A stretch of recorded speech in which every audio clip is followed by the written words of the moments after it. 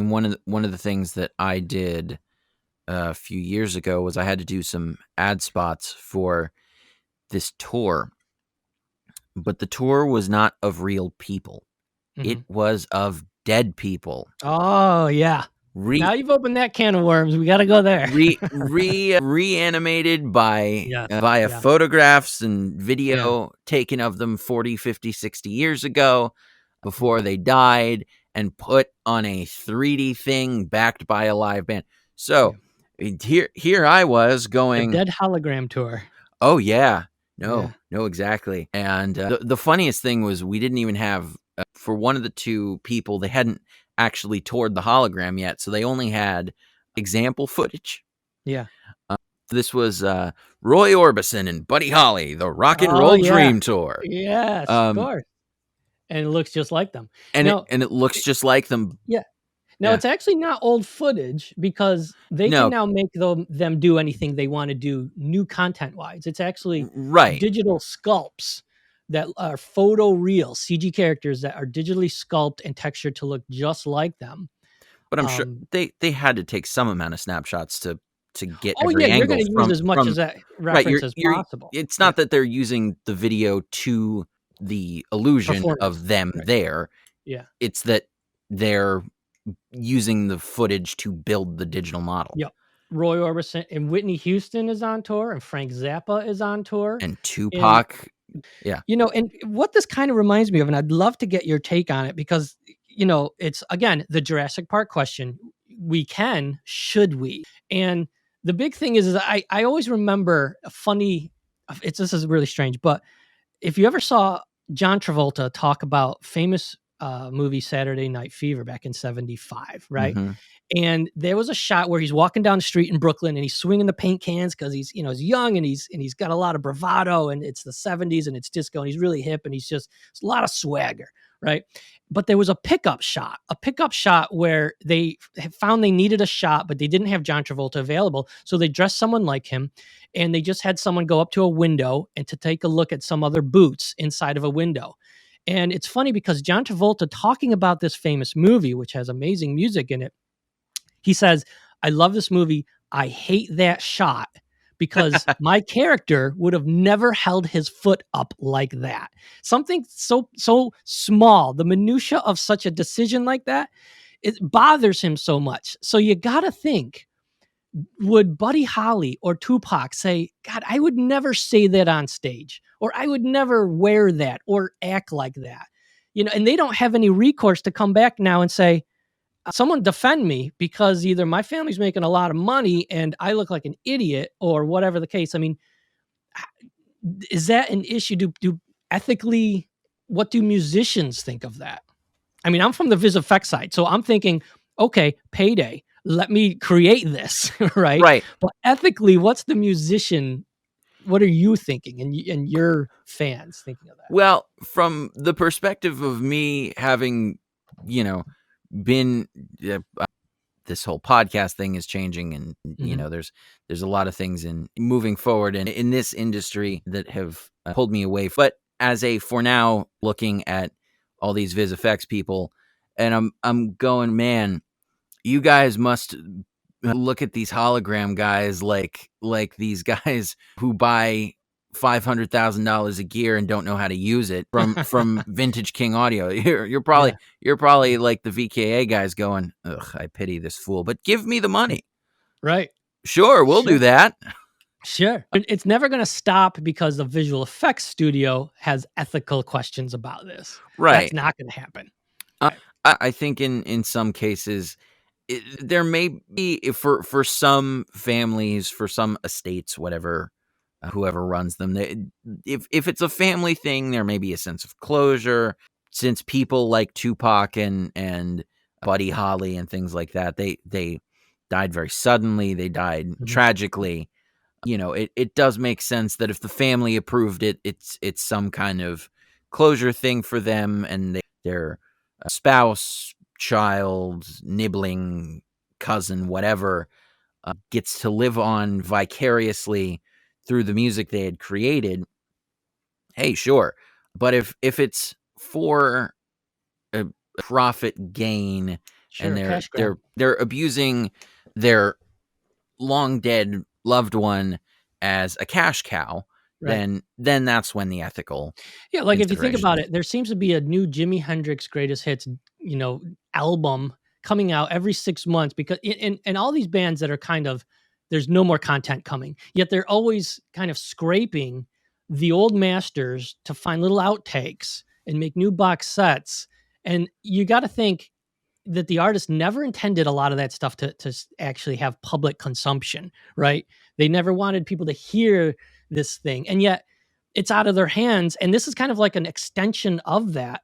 And to push it even further, what if somebody said, the Stones are going on tour, but I don't want to see the old Rolling Stones. I want to see the Rolling Stones from 1965. So I'll wait for that concert to come out. Why wait till they're dead? Why? It's almost just turning into an event where 50,000 people go watch television, right? And is it kind of degrading the live music experience? Because obviously it's not them. They're not playing that music. It's all pre-recorded. It's not even visually them. At what point does it just turn into a movie? That you just happen to be sharing. You don't even get a movie theater seat at this point. You were kind of a sucker to pay $200 a ticket to see Buddy Holly, or whatever it is, and you could have seen that on your phone. Or it seems a little like damaging the sanctity of a live show, right? I mean, a live show, I don't know. I feel like you want to go to a live show because you don't want to hear the album. You want to hear their take on it. What are they doing now? Are they going to play that song acoustically? Are they going to, give it a different kind of feel or a different tone and that's not available, for these poor dead artists, right? Mm-mm. Well, and the other thing that I think can kind of, since we're on this topic of conversation, the realistically, this stuff didn't even start with the holograms or the augmented reality stuff. None of this realistically, to my head anyway, started Mhm. with AR, VR, holograms, any of the visual stuff. It started with the DJs who would not actually do live mixes. They would bring a laptop, Mhm. plug in an audio interface, pull up their finished mastered file, have all the crossfades and transitions, and that's their set. They hit play. They dance And around. do they mimic the motions? Are they like putting on a visual show like they're actually doing it live? And if so, isn't that pretty deceitful? Exactly.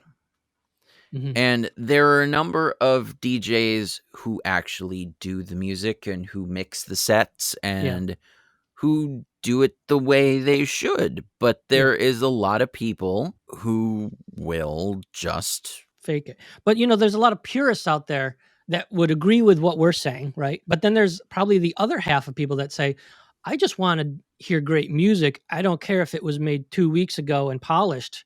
What's the difference to me? And do you see and I could almost see that point, but I don't understand why you'd want to go somewhere to look at somebody and pretend that they're giving you that experience immediately, as opposed to, hey, this sounds just like what I played in the car coming here.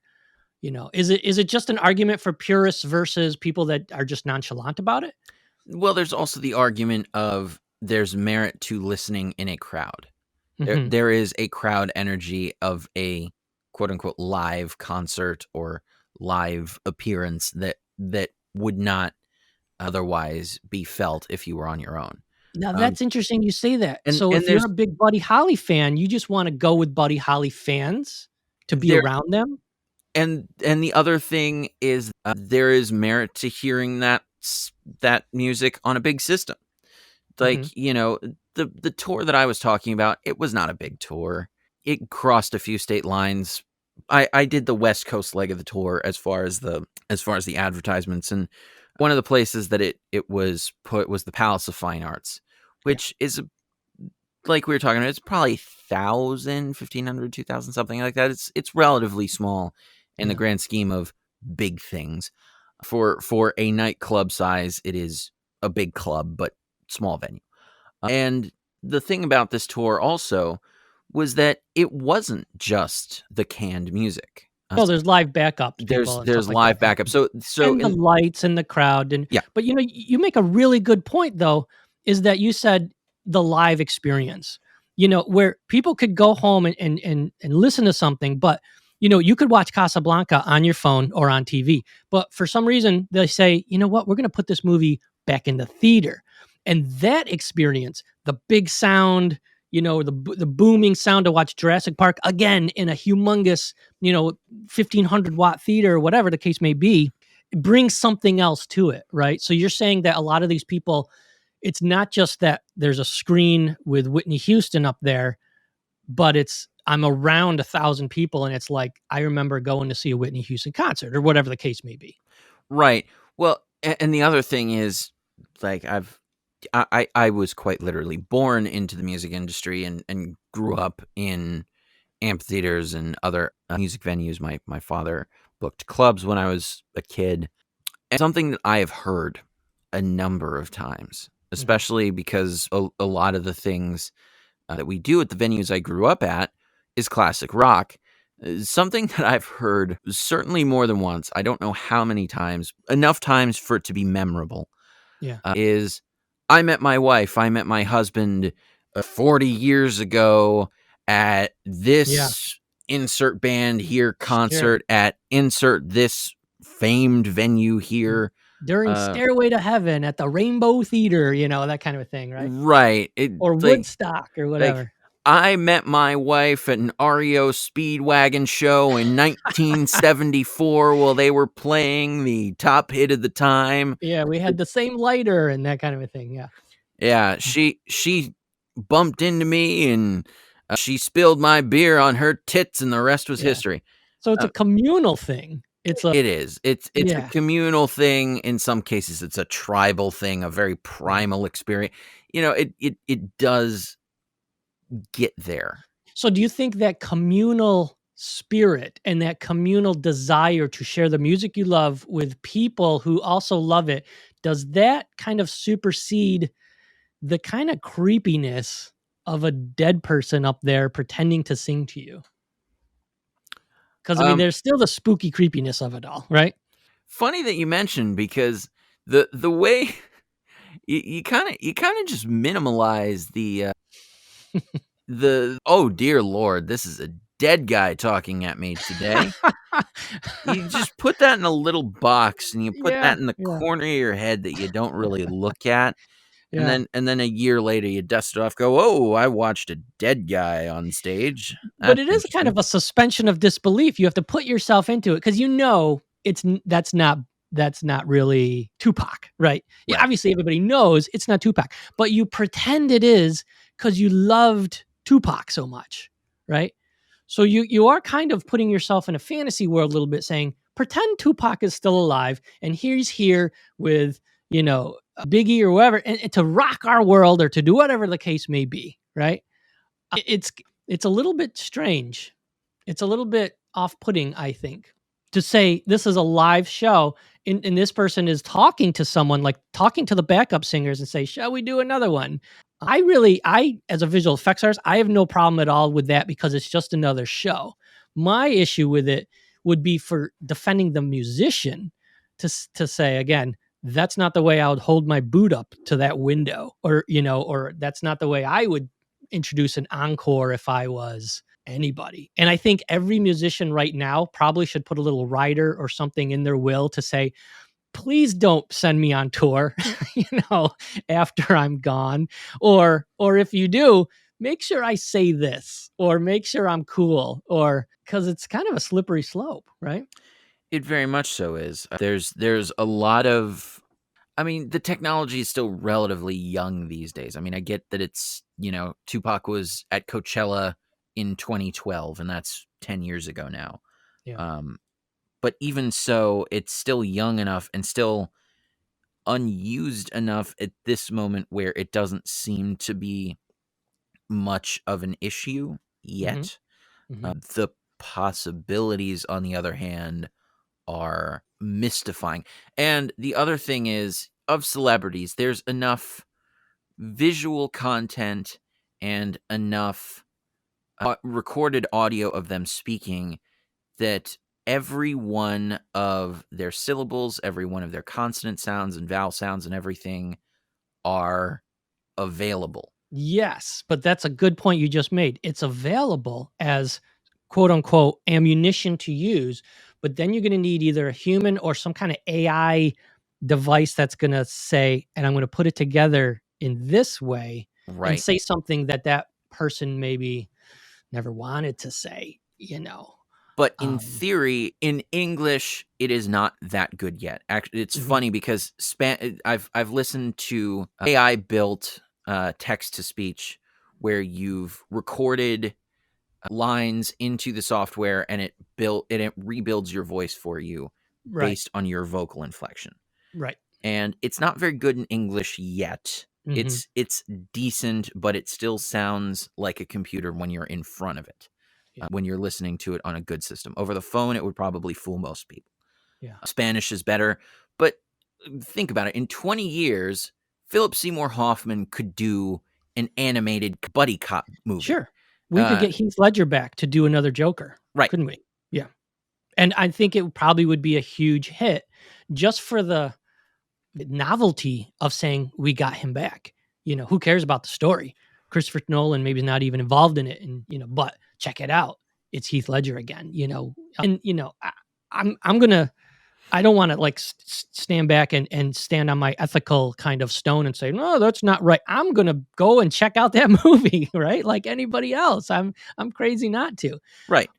Sean So Connery could do another Bond. yeah, as when he looked in Doctor No back in '62, and I'm absolutely going to check it out. And people are going to look at it with a discerning eye, and if they forget that it's just like the fake Keanu Reeves that just came out just a few weeks ago or days ago, selling the new Matrix game. It's perfect. So if that's the case, who's to say it's bad? It's like I like how that person looks in that role, and that's what I want to see.